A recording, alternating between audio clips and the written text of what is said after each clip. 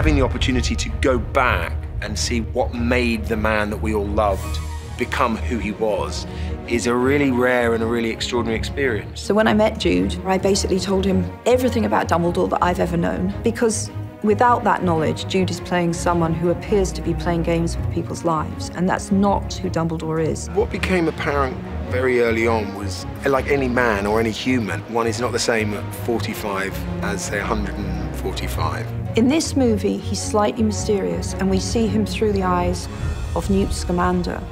One of my favourite things about the new film is the beginning of the exploration into Newt and Dumbledore's relationship. Dumbledore recognised the brilliance in Newt and the good heart. Very few people, if any, ever call Dumbledore on his Dumbledorishness. In other words, his withholding of information. Well, that's all very well, Dumbledore, but forgive me for asking, why can't you go? He has this dark past in which he flirted with Grindelwald's ideology. The relationship between Grindelwald and Dumbledore is key to making Dumbledore Dumbledore. You and Grindelwald were as close as brothers. Oh, we were closer than brothers. The teenager received a wound from which Dumbledore never recovered. Never recovered.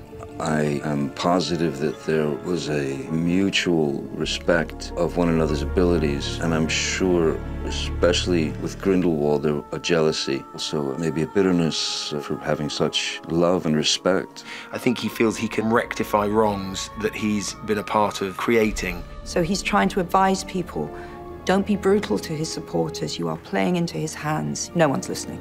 As often happens with Dumbledore, no one's listening. Theseus, if Grindelwald calls a rally, don't try and break it up.